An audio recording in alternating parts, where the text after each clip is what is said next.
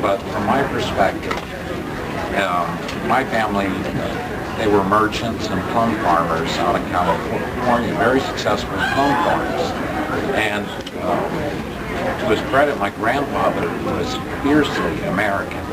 And even though he lived in a largely segregated community, because Japanese just were not really accepted into mainstream, America.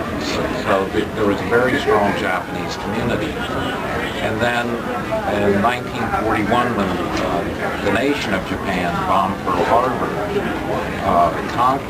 Congress, it's really a stain on our history. They imprisoned the Japanese Americans primarily along the West Coast. So my grandfather and my great-grandparents and all of my aunts and uncles, they were told to report to a train station, basically.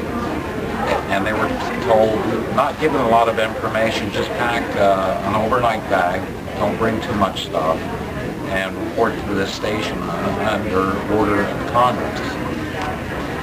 And so they showed up and they had police, and all of a sudden there's a lot of military guys there. And they put them on a train with like waxed out windows, so they really didn't know where they were going. So they left California and they ended up out in the desert in a camp called Topaz, which is in Utah. And basically they were housed in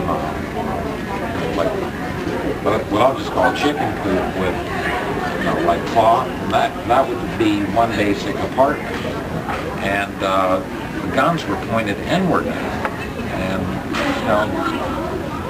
it's kind of sad that people spit on them. Just not good.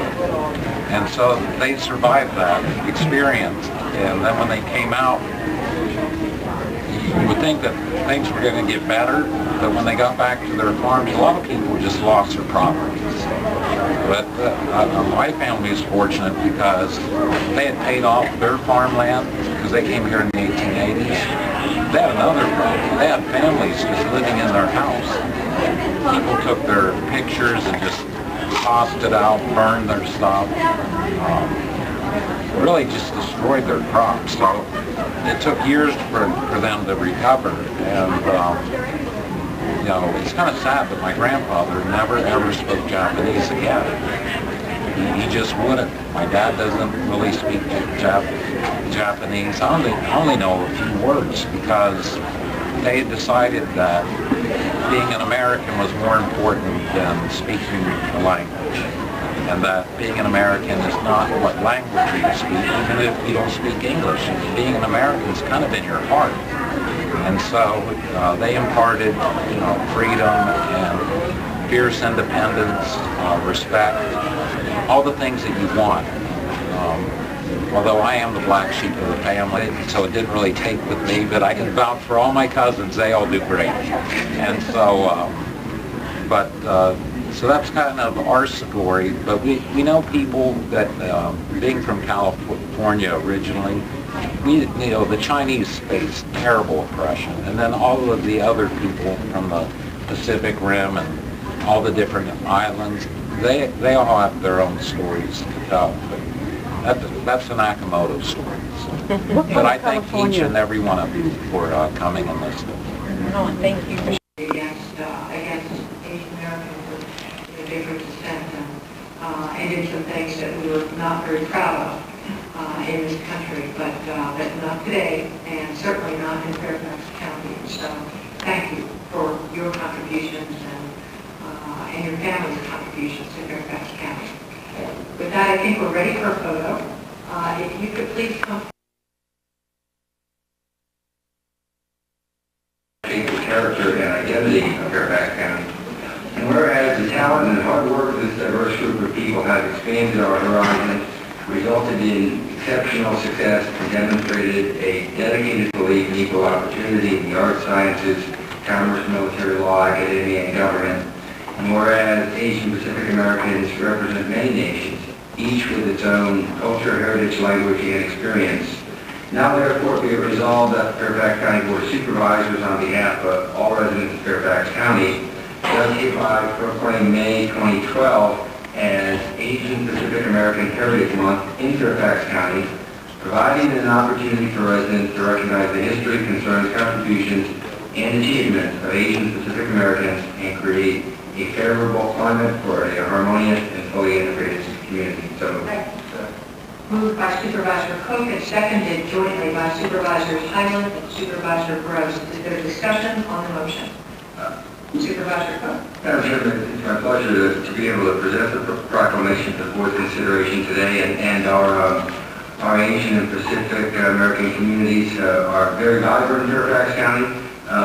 Certainly in my district and others as well, vibrant Korean communities, Vietnamese communities, and others, and just contributing so much to what Fairfax County is. And we really are a county where people from all over the world come because of the opportunities that we have here, business opportunities, education, and the quality of life that we've been celebrating in so many ways this morning. So, Gary, you're a great example of the success of our so many in Fairfax County and of our Asian community, and so it's great to have you here to be accepting this proclamation today. Thank you, Supervisor Cook. Supervisor Gross and then Supervisor Faust. Thank you, Madam Chair. You know, for a lot of folks, the presence of Asian Pacific Americans in Fairfax County seems to be a new phenomenon, but it's really not.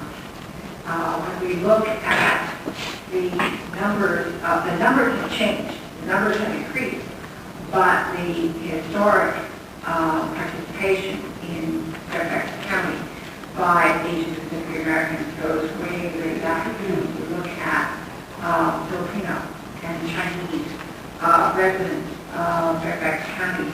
They're folks who are here from third, fourth, and fifth generations, and that's really remarkable for any family to be here for a multiple generations, but especially for folks who have come here skipping their dream. That is a real testament to what we have here in Fairfax County. I want to make sure that it's not, that we recognize it's not a recent phenomenon. It's not just the Vietnamese Americans came after Saigon. It's not just when the Korean Americans came for the economic benefits and revival of banana sales and stuff like that. It goes back a very long way, and I'm anxious to hear Gary talk about his own situation. But we are diverse, we are multicultural, and they are good. Thank you, Supervisor Gross. Supervisor Faust. Thank you, Madam Chair. Madam Chair, last week, my wife and I had the honor of hosting a reception for Judy Chu, who is the first Chinese American woman elected to Congress. And it was very interesting to hear her tell her story, some of the challenges that she had to overcome, which many immigrants in this country are faced with, but she did it, and she's making a tremendous contribution on the national scene. And then I look around Fairfax County, and I see the contribution that Asian Americans and other immigrants are making to our community, and it is almost overwhelming, and it's something that we're all very proud of and are very grateful for. Thank you, Supervisor Faust. And before we vote, we have a number of folks who are in the audience who are joining us, and when we're coming down for a photo, I would welcome them to join us. But I see Terry Sam, who participated in the Asian American History Project, was our photographer, and also Cora Foley, who was the writer and leader of that project, and it still continues as a web site and a web presence with a collection of stories and information about our Asian Americans in Fairfax County. And I would also like to mention something that we will be participating in soon, are more celebrations of the Korean Bell Garden at Meadow Gardens, which is the only one of its kind on the eastern coast. And it's a very big deal, and I think it really does indicate our welcoming attitude towards our Asian American neighbors in Fairfax County. With that, all those in favor of the motion say aye. Aye. Opposed say nay. That motion carries. And Gary, is there something you'd like to share with us? Yes, thank you very much. Before I talk about Asian American Month, I really wanted to say it was very touching to see, it's almost like you're not a politician. You take it up to people's causes. Our government works. Yeah, I'm sitting there pinching myself in my rigging. And I don't even want Jerry to ride bikes anymore. I wish Jerry would ride bikes. But maybe some of the Republicans would watch the bike.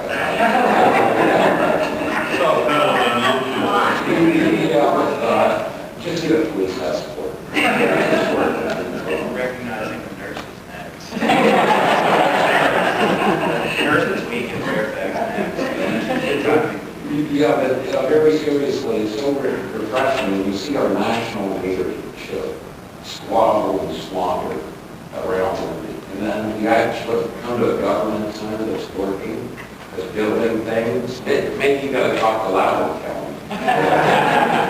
Anyway, don't you over. In 1977, good guy named Norman Adams, who I think some of us know, sponsored a bill for Asian American History Week, and President Carter signed that into law. So being bipartisan in 1992, President George H.W. Bush made it a month. So which is very good. And you're joining the Library of Congress, National Park Service, all members of Congress, and all Fairfax County in honoring Asian Americans. So thank you. Thank you very much, Jerry.